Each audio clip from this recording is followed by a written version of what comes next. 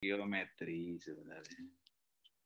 Aksioma itu sebenarnya adalah teorinya itu definisinya jika ditarik satu garis dari dua titik yang berbeda, detik yang berbeda, maka akan ketemu dari garis lurus. Sekali lagi, aksioma itu adalah jika ditarik garis dari dua titik akan ketemu garis lurus, gitu kira-kira begitu. Maka kemudian teori ini dipakai dalam psikologi behaviorism. Teori behaviorism, teori psikologi behaviorism itu kan berbasis kepada perilaku sebagai antitesis terhadap teori psikoanalisis, psikologi psikoanalisis ya. Teori behaviorism itu perilaku seseorang itu dipengaruhi oleh lingkungan di mana dia berada dengan siapa dia berinteraksi. Gitu. Maka ketika berinteraksi dengan penjahat, ya akan jadi penjahat. Itu aksioma itu di situ. Berinteraksi dengan orang baik, akan jadi orang baik. Berinteraksi dengan orang yang jahat, akan jadi orang jahat. Itu aksiomanya situ. Itu aksioma, saudara ya. Jadi aksioma itu jika kita berada di titik jika seorang itu berada di titik jahat, maka dia akan jadi orang jahat. Nah, gitu. Setelah itu behaviorism. Di psikologi behaviorism itu dia antitesis terhadap psikologi psikoanalisis. Jadi kalau psikoanalisis itu adalah perilaku dipengaruhi oleh id, ego dan superego. Anak baca ID ya. Itu bacanya orang ada bahasa id, ada bisa id gitu kan. Ada juga macam-macam lah baca itu. Jadi ada ada baca ya. Kemudian juga ada ego, superego. Jadi itu adalah sebenarnya inner capacity. Alam di bawah istilah Freud itulah alam di bawah sadar. Jadi Freud itu meyakini bahwa perilaku seseorang sangat dipengaruhi oleh alam bawah sadarnya atau sesuatu yang ada dalam inside aspects of human. Itulah ego dan superego itu, gitu kan. Maka kemudian kita melihat seseorang itu dia harus melihat perilaku seseorang itu harus melihat sebenarnya pengalaman masa lalunya apa, itu kan jadi inner capacity-nya kan. Lalu kemudian cara berpikirnya seperti apa, itu kan itu akan menjadi artikulasi perilaku seseorang. Nah, ini tidak aksiomatik gitu. Tidak aksiomatik. Kalau aksiomatik itu sangat dipengaruhi oleh perilaku di mana dia berada. Orang-orang behaviorism dia tidak mengakui ego dan superego gitu kan. Jadi itu adalah keinginan dasar. Ego itu adalah kontrol kan itu. Jadi kontrol terhadap keinginan. Ada interaksi dalam kapasitas insight-nya atau kapasitas psikologisnya gitu. Lalu kemudian kan pertanyaannya itu adalah apakah aksioma itu bisa berbasis Al-Quran?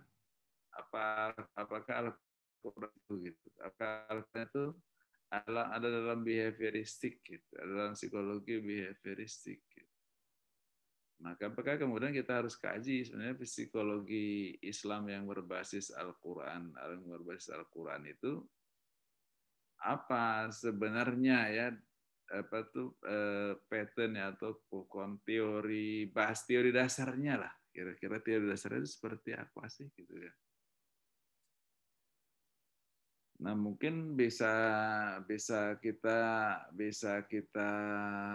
kembali betul kepada konsep manusia, dan juga kita harus mengutip Al-Quran. Salah satunya yang mungkin sering kita baca adalah wa nafsi wa ma sawwaha falamaha fujuraha wa taqwaha, kan itu.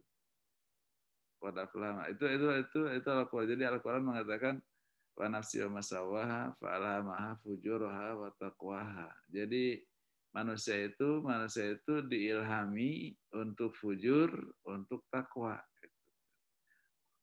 Manusia itu diilhami untuk berbuat tidak baik, dan diilhami untuk berbuat baik gitu. Nah, berbuat baiknya itu dari mana itu yang dibawa oleh ruh ke dalam diri manusia. Fujurnya dari mana? Itu dibawa oleh kebutuhan, itu yang dibawa oleh fisiknya atau physiological need-nya, itu bisa membawa seseorang kepada perbuatan yang tidak benar. Psychological need-nya kan, physiological need-nya, physiological need itu kebutuhan fisik itu bisa orang menjadi fujur. Banyak kebutuhan, ingin hidup enak, ingin makan enak, ingin punya rumah bagus, ingin beli kendaraan bagus, korupsi kan itu. Itu kan diilhami dengan fujurnya. Kenapa? Dari mana itu munculnya? Itu dari bawaan physiological manusia, bawaan fisik dari manusia. Kalau dalam al-halaj itu karena memang manusia itu berasal dari materi dunia, maka dia cinta kepada dunia, itu unsur nasutnya. Unsur nasut sangat kecintaan kepada dunia, maka membuat dia orang menjadi bisa berbuat yang tidak benar, bisa berbuat dosa. Itulah fujurnya itu. Nah, lalu kemudian apakah konsep seperti ini aksiomatik atau tidak aksiomatik? Nah, pertanyaan saudara siapa tadi, Fatan ya, itu bahwa sebenarnya dalam konteks ini lebih dekat cara berpikirnya kepada psikoanalisis.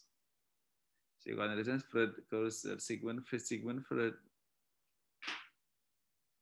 Walaupun kemudian psikiater aja tidak membawa kepada psikoanalisis, psikologi agama beliau dibawa kepada humanismenya, psikologi humanistik dari Maslow, Abraham Maslow. Nah, psikoanalisis itu kalau cara berpikirnya bahwa ada yang mengilhami aspek fujur dan takwa, itu kan dimensi psikologis dari manusia. Dimensi psikologis yang dipengaruhi oleh ruh dan dipengaruhi oleh fisik. Kan sebenarnya sama dengan ego dan superego gitu kan. Bahwa ada alam bawah sadar seseorang yang mempengaruhi perilakunya gitu kan. Tapi dalam superego itu kan ada proses ya. Ada proses dialog dalam dirinya sendiri sehingga akan muncul sebuah perilaku. Kalau situ kelihatan dekatnya ke psikoanalisis, saudara ya. Jadi tidak akan ketemu dengan aksioma. Tidak akan ketemu dengan aksioma ya.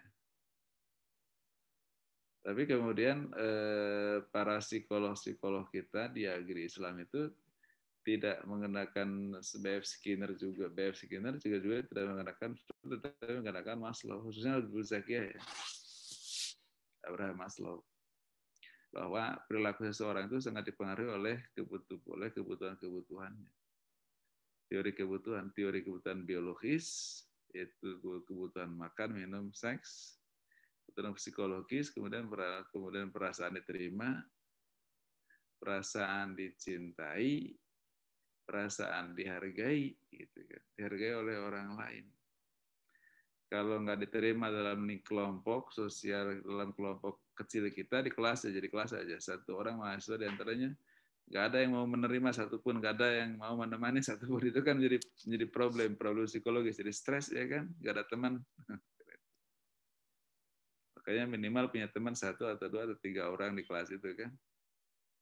Untuk teman itu bahkan mungkin melebihi saudara kalau di kelas itu kan, teman sekelas itu, karena curhatnya kepada teman bukan kepada saudara, bukan kepada orang tua. Nah, jadi sekali lagi bahwa kalau pakai teori humanismenya Maslow itu begitu, bahwa ada kebutuhan itu untuk diterima, kemudian merasa dicintai oleh semua kelompok itu kan, kemudian merasa dihargai oleh teman-teman. Tapi kalau nggak dihargai, dicaci terus di kelas itu, setelah juga stres. Stres itu lalu kemudian menjadi penyakit psikis kita. Dan penyakit psikis itu bisa mempengaruhi penyakit physiological disease. Jadi dari psychological problem akan muncul physiological disease, akan muncul dari penyakit psikis itu, dari problem psikis itu akan muncul penyakit fisik. Itu disebut dengan awalnya psikosomatik ya. Jadi sakit yang akibat dari problem-problem psikologis.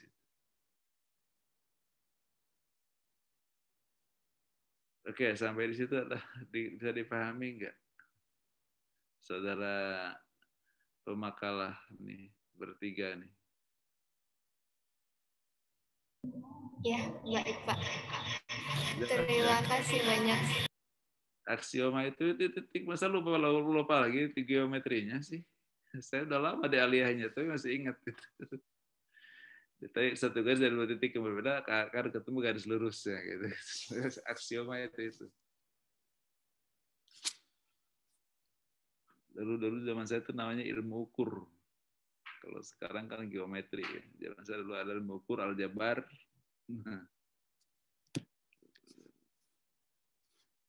Makanya itu di behavior, maka teori psikologi behavior itu sangat sangat statistikal dan sangat matematis karena bisa dihitung semua.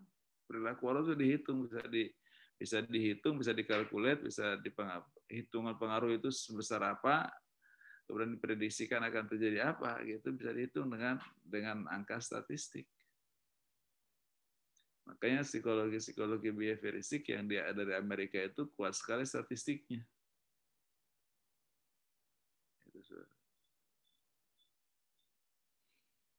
Dan sebenarnya psikologi behavioristik itu sekarang diartikulasi di UIN Jakarta. UIN Jakarta itu psikologi behavioristik. Walaupun kita sedang mendorong psikologi Islam. Nah, psikologi Islam itu gini. Apakah ayat-ayat itu berbicara tentang dimensi psikologis dari manusia? Yes. Gitu. Ya, tuh seperti tadi tiba nafsi masawah dan seterusnya kan.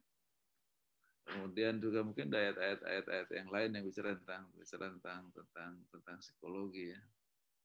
Tapi bahwa Al-Quran itu menyentuh dimensi psikologis dari manusia. Maka sebenarnya bisa direformulasi. Nah, tapi kemudian karena dimensi psikologis, maka mendekatnya ke tasawuf. Maka kemudian psikologi Islam itu sekarang lebih direformulasi dalam bentuk reformulasi sufistik gitu. Bahkan di Bandung itu sebutnya tasawuf, psikologi dan tasawuf dan psikoterapi, gitu. Tasawuf dan psikoterapi. Gitu. Kenapa? Karena tasawuf itu kan sentuhannya ke hati. Sentuhan ke kalbun ya, bukan ke fisik. Bahkan kalau ingin mencapai ketenangan jiwa seseorang ya zikir gitu kan. Itu kan tasawuf juga itu. Ala dzikrillah tatmainul qulub. Mungkin saudara coba baca nanti teorinya Rudolf Hertz ya. Ketika otak kita dibebani berbagai macam problem bukan problem psikologis tapi problem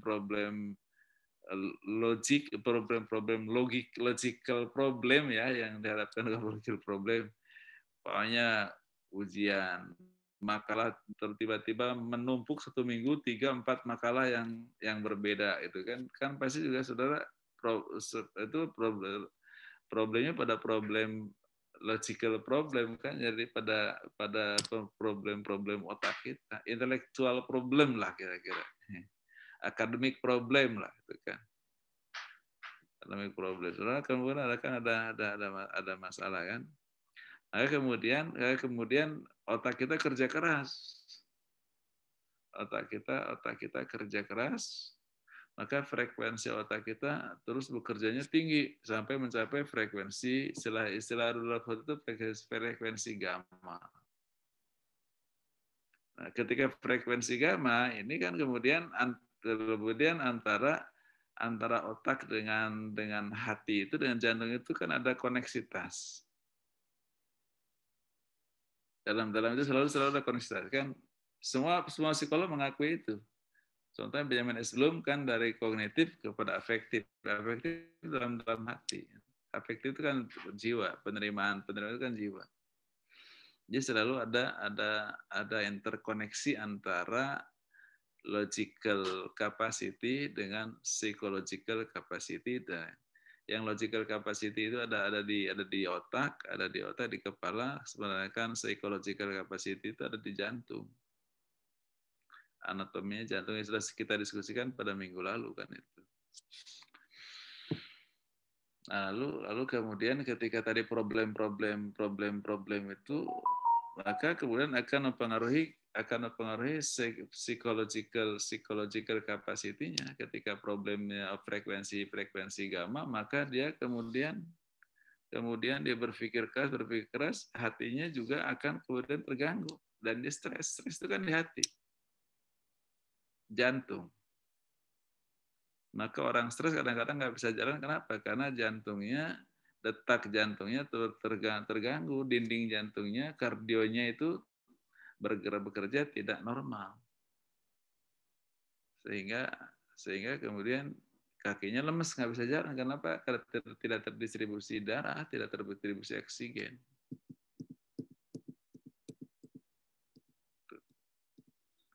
Saya pernah waktu saya masih mahasiswa S1 ya, saya kan punya madrasah tuh di Pasar Jumat Buin. Sebulan jam tutup madrasah itu kan 5:30. Kalau tidak salah ya, bahkan selesai sholat maghrib dulu. Itu jam 6 lebih setelah sholat maghrib dari masjid itu, saya pulang ke asrama. Di tengah perjalanan itu ada anak lagi terkapar di pinggir jalan, berdua, satunya masih duduk, satu lah terkapar. Pak, kenapa kalian habis berantem? Enggak Pak, katanya. Ini kenapa ini nggak bisa jalan? Kenapa misalnya tiba-tiba bisa jalan? Tahu kayaknya dia dapat diputusin pacarnya, katanya gitu. Jadi diputusin pacarnya nggak bisa jalan. Digendong aja, wah berat. Jadi dia nunggu dia agak tenang gitu kan, karena dikasih surat oleh pacarnya diputuskan gitu, anak laki-laki. Nah itu berarti kan bahwa jantungnya itu detak jantungnya itu terganggu, lalu kemudian distribusi darah ke kakinya berkurang, sehingga oksigen di kaki tidak berkurang, sehingga dia nggak bisa jalan. Jadi sekali lagi bahwa psychological problem itu bisa mempengaruhi physiological disease itu. Jadi kembali tadi kalau teori Rudolf Hertz itu, ketika kita stres itu, ketika banyak pikir beban itu kan akan mengganggu kepada psychological capacity-nya, sehingga kemudian dia akan stres itu. Dan setelah itu dia akan banyak sakit gitu kan, sakit. Maka kemudian orang-orang Club of Happiness di Eropa, itu solusinya mereka yoga. Yoga itu gini saudara ya, logikanya yoga itu. Kalau otak kita mau berdiri 4-5 pikiran, turunkan 4-5 itu jadi 2, jadi 3, jadi 1 gitu. Maka kemudian yoga itu distimulasi. Coba lihat telunjuk jari Anda, pikirkan hanya di depan Anda hanya ada jari, ujung jarinya itu dia terus pikirkan hanya ada itu kan. Jadi mengembalikan, jadi menghilangkan beban pikiran yang 4 lain, yang 5 lain di kepalanya, tinggal satu itu yang terunjuk dia. Itu berarti menurunkan frekuensi otaknya dari gamma ke beta. Dari 100 ke 60, ke 50, sampai ke alfa. Alfa kan 15. Lebih kecil, lebih enak. Udah nyaman tuh, di alfa itu udah nyaman. Saudara sekarang kuliah itu dalam frekuensi alfa ini. Karena dalam keadaan kita nyaman, hanya pikiran pada kuliah aja gitu. Nggak mikir yang lain-lain. Nah, kalau kemudian ingin lebih nyaman lagi, jangan pikir lagi pelajaran. Turunkan lagi ke delta. Delta itu 1 sampai 3. Kan? 1 sampai 3 atau 1 sampai 4 frekuensinya, setelah dia bisa tidur, bisa nyaman tidur. Karena sudah nggak ada yang difikirkan lagi. Lalu kemudian Islam mengatakan untuk sampai ke frekuensi delta, zikir. Nah, itu makanya kemudian psikologi Islam itu dekatnya ke tasawuf. Zikir. 5 problem tadi itu ya hilang dengan hanya ingat kepada Allah gitu.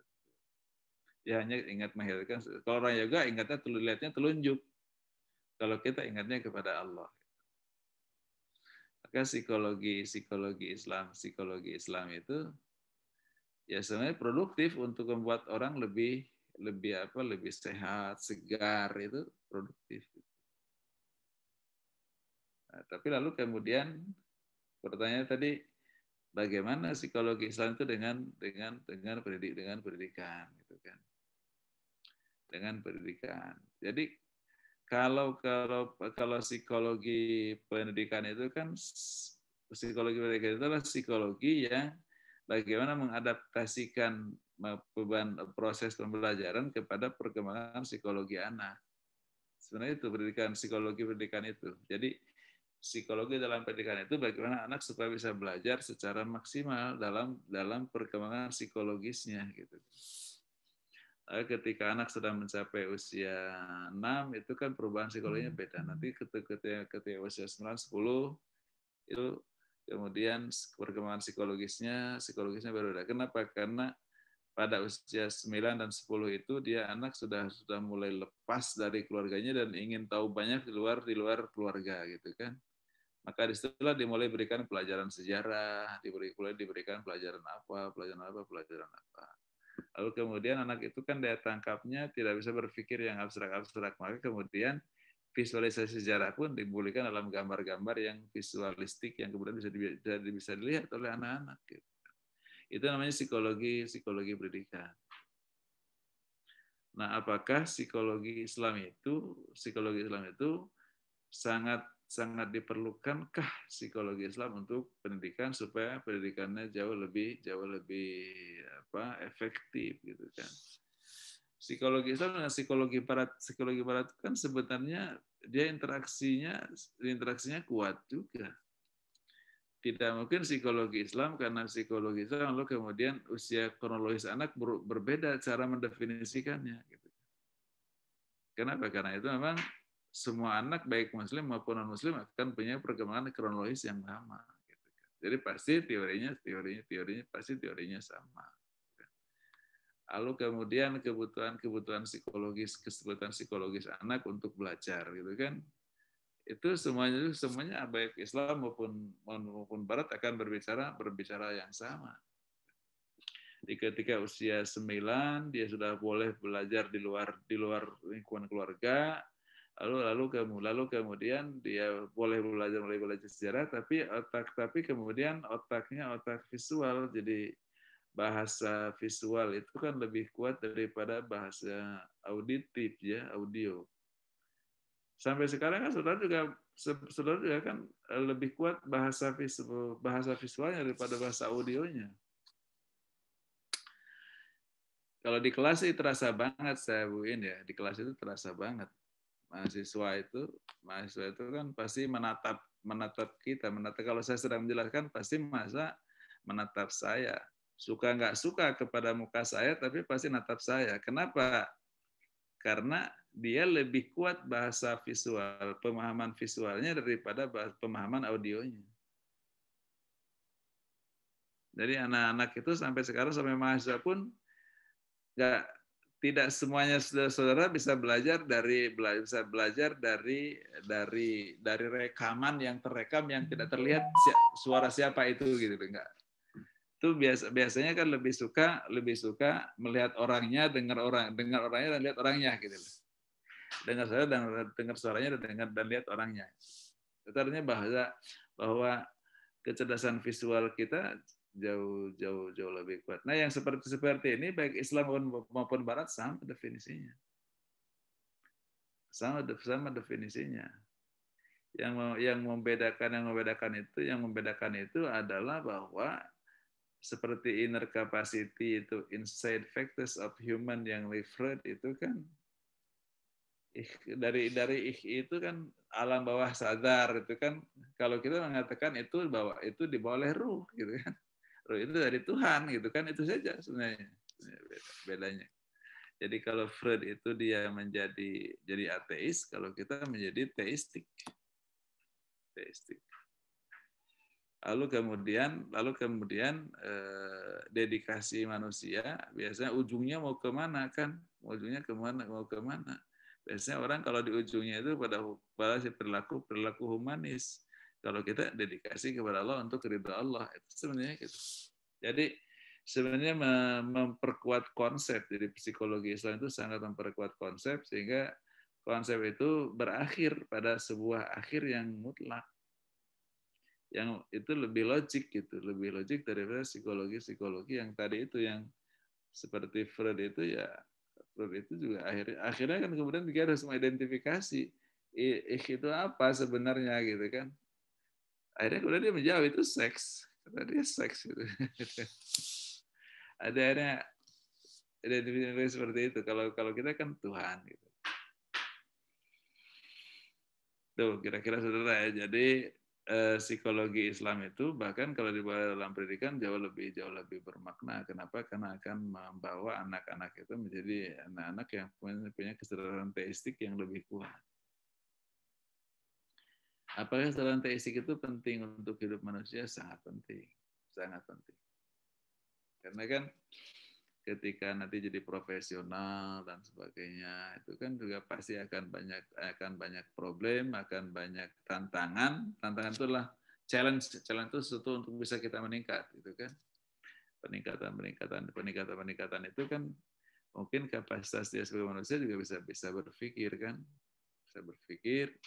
tapi akan jauh lebih bermakna ketika pikiran kita itu juga tervalidasi oleh dimensi teistik yang kita punya, sehingga kemudian akhir dari dedikasi sebuah karya profesi itu kemudian juga kepada Tuhan, bukan kepada humanistic of human being gitu, bukan kepada humanismenya kita saja.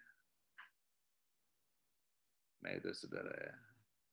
Dan kenapa psikologi Islam di Indonesia itu sangat perlu kan menjadi bahan kajian. Ini kan psikologi Islam itu gak banyak dikaji di dunia. Di Indonesia pun kan sekarang baru sekarang lah muncul kajian-kajian psikologi Islam dengan munculnya psikologi di UIN gitu kan. Walaupun sampai sekarang kan UI sendiri masih belum mengakui psikologi Islam ya, konsorsiumnya. Maka psikologi Islam itu adalah sebagai knowledge of psychology, tapi bukan psikologi terapi.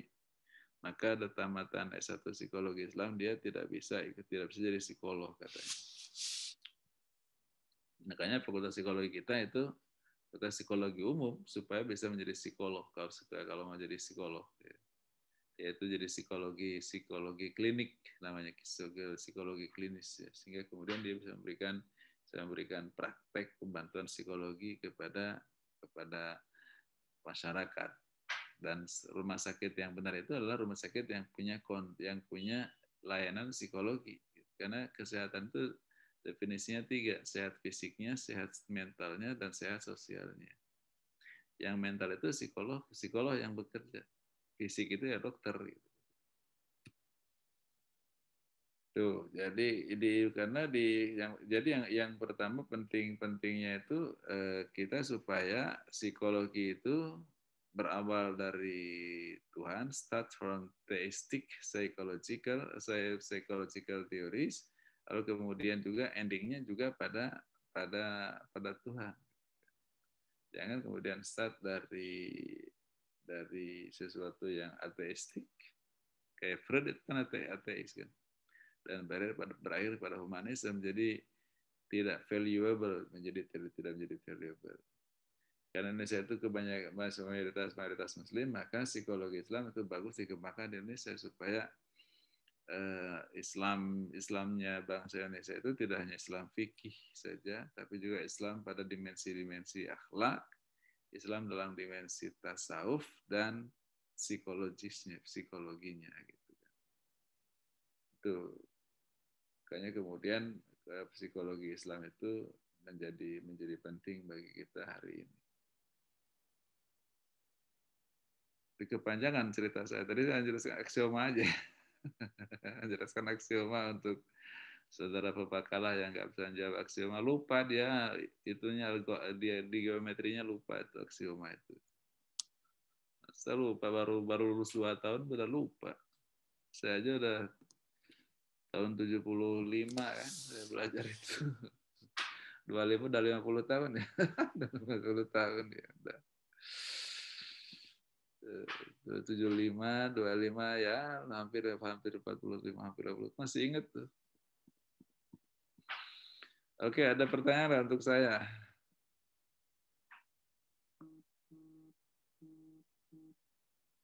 Pemakalah, ada yang ingin disampaikan? Makalahnya bagus sih sebenarnya, saya pikir. Jadi banyak yang ada tulis tapi Anda nggak paham ya. Buku siapa yang dibaca? Bukunya Pak Mujib ya?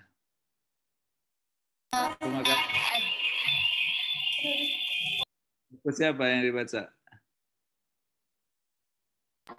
Ada beberapa sumber, Pak. Ada yang dari jurnal, terus ada yang dari buku, tapi bukunya itu dalam bentuk elektronik gitu. Elektronik book. Buku elektronik. Buku siapa? Penulis siapa?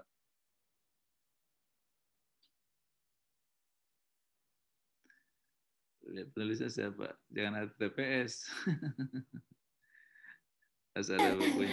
Buku Baharudin, Prof. Oh, Baharudin. Itu dari Jogja ya? Ya, suaranya nih. Terus ada buku Prof. Abudinata yang studi Islam komprehensif. Ini bukan psikologi, bukan. Dia tidak menjalankan. Suaranya. Dia filsafat pendidikan ya. Ya tapi ya plusnya itu kayak pengetahuannya kayak psikologi kayak saya juga lah gitu kan. Saya juga kan pengetahuan psikologi kan terbatas karena tidak mendalami. Hanya ingin mengatakan bahwa integrasi agama dan psikologi itu sesuatu yang bukan hanya mungkin tapi harus. Kenapa? Karena Al-Quran banyak bicara tentang dimensi-dimensi psikologis dari manusia. Oke, gitu. Jadi memang integrasi itu harus, dan kalau psikologi tanpa agama, kemudian startnya dari non theistic starting point, kemudian endingnya tidak pada Tuhan tapi pada sikap humanistiknya saja gitu. Maka diperlukan integrasi agama atau psikologi atau agama dan psikologi itu. Itulah maksudnya psikologi Islam. Dan saya menguji disertasi psikologi Islam ada 2, itu rata-rata kepada pada dimensi esoterisme ya. Esoterisme itu dimensi tasawuf ya. Jadi tasawuf dan psikologi itu sangat dekat. Sangat dekat.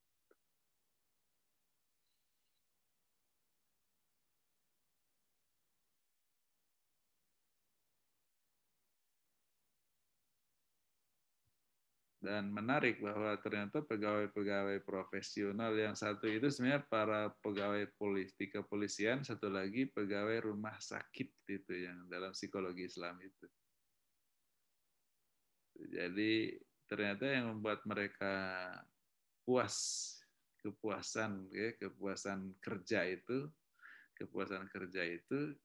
bukan dimensi manajerial intern dari unit kerja di mana dia berada, tapi dimensi perilaku sofistik dia. Gitu. Itu juga agak heran saya.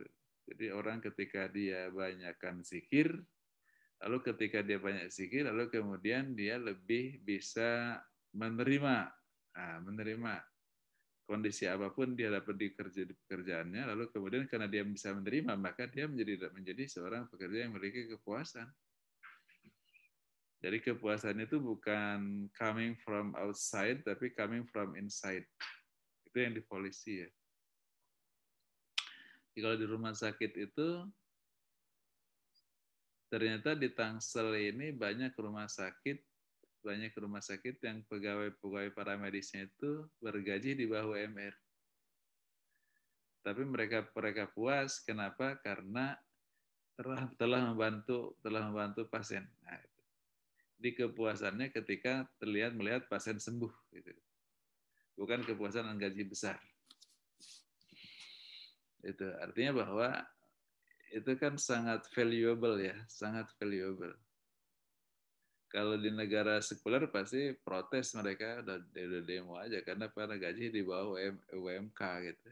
UMK ya, upah minimum kabupaten atau UMP, upah minimum provinsi. Kalau di Banten itu kan upah minimum provinsi itu kan 4,2 juta kalau tidak salah. Kalau gaji dosen 2,6 berarti di bawah UMP.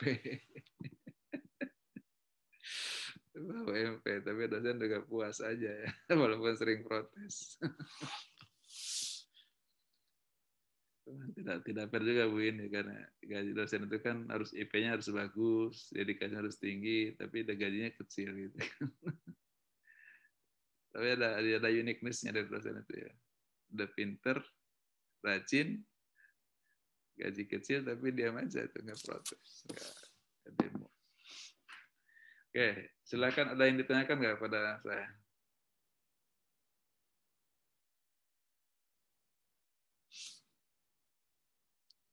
Izin bertanya, Prof. Ya. Prof, kalau yang akhlak tasawuf itu bagaimana, Prof? Maksudnya kaitannya dengan psikologi. Gini, kalau akhlak itu kan sebenarnya masih syariah. Nah, tasawufnya itu sebenarnya masuk hakikat. Ada syariat, ada hakikat. Maksudnya gini, syariat itu ada pada manusia, hakikat itu ada pada Tuhan. Makin sulit dipahami ya oleh anak-anak ya. Syariat kita itu kan pakai syariat itu, suruh sholat, suruh ini, suruh ini, suruh semuanya itu yang namanya ada perintah-perintah wajib, haram, nadab segala macam itu kan syariat semuanya itu kan.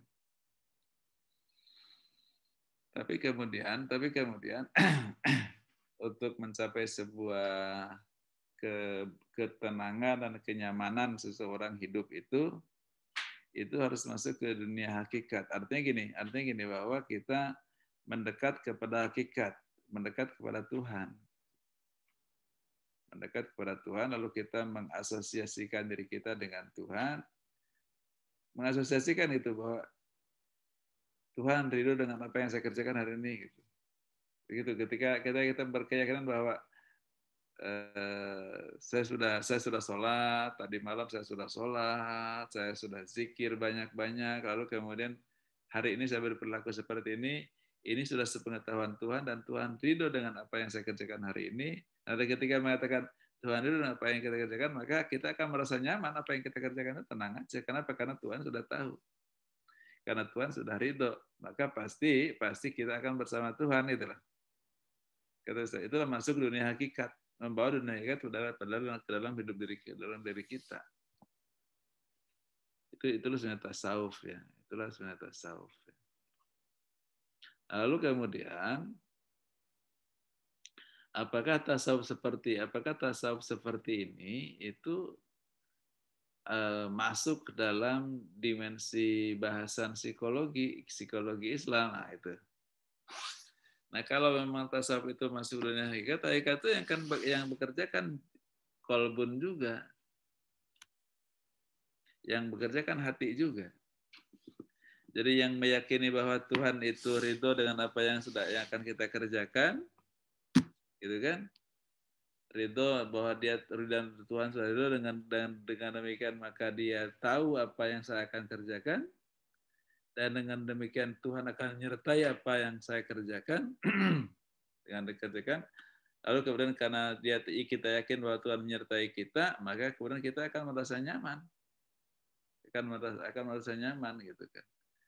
Ketika sampai ke dalam kata-kata nyaman, merasa tenang, merasa segala macam, itu kan sudah masuk dimensi psikologi.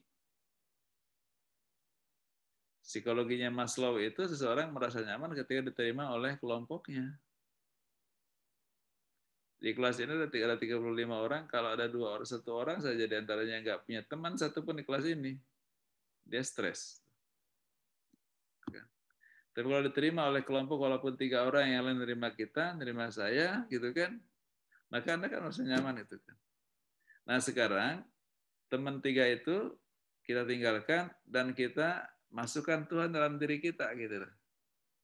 Kita dalam diri kita itu, maka kemudian kita bisa merasa nyaman. Itulah masuk dunia hakikat. Itulah tasawuf, tapi itulah psikologi gitu. Di psikologi dan tasawuf itu dia sebenarnya tasawuf itu adalah nama lain ya, nama lain dari sebenarnya dari psychological capacity gitu. Sufi itu kan sebenarnya karena bersih jiwanya, lalu kemudian dia merasa batinnya kuat, maka dia merasa tenang. Ujungnya sama juga, ketenangan jiwa sama. Jadi akhlak tasawuf itu sebenarnya itu mata kuliah yang dulu sudah saya bahas, saudara ya. Ketika saya awal-awal ditarbiyah kan, ketika saya seperti masih buin lah gitu kan, suka diajak oleh para dekan almarhum Pak Amin Rasyad, Pak Muhsin Idham. Terus ada tolong pikirkan di kurikulum gitu kan. Saya bikin kurikulum PAI kan, saya bikin kurikulum tarbiyah PAI aja yang saya tahu PAI kalau bahasa Arab saya enggak. Kalau kan hanya 2 prodinya hanya PAI sama tarbiyah, PAI sama bahasa Arab. PAI saya bikin. Betul. Nah, akhlak ini sebenarnya Pak Dekan jika digabungkan dengan tasawuf. Jadi kemudian jangan syariah aja. Kenapa? Karena syariah itu ujungnya helah. Kalau fikih itu kan ujungnya helah. Ujungnya boleh menghalalkan yang tidak boleh, yang selama ini haram. Tapi halalnya itu terdalili gitu loh, terdalili. Banyak helahnya. Ketika helah itu kemudian ujungnya kepada sikap yang liberalistik gitu.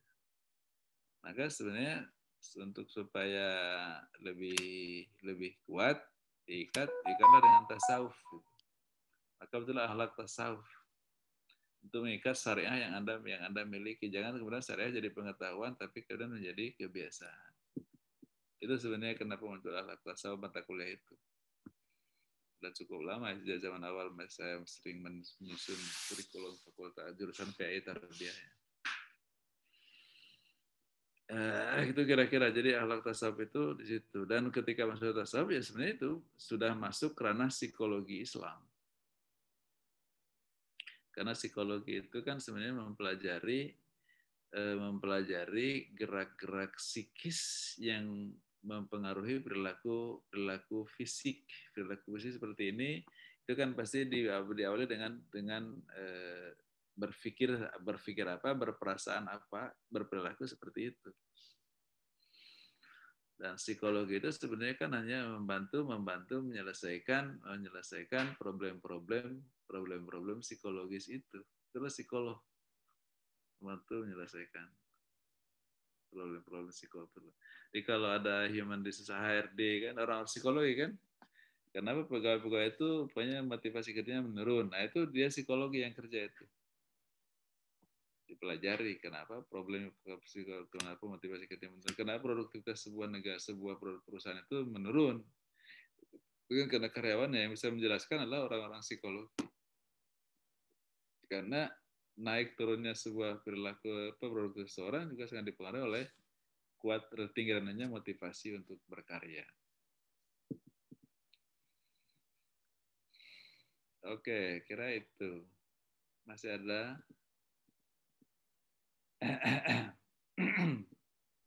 Terima kasih, Prof. Ya. Silakan lagi sebelum nanti ke Bu In ya.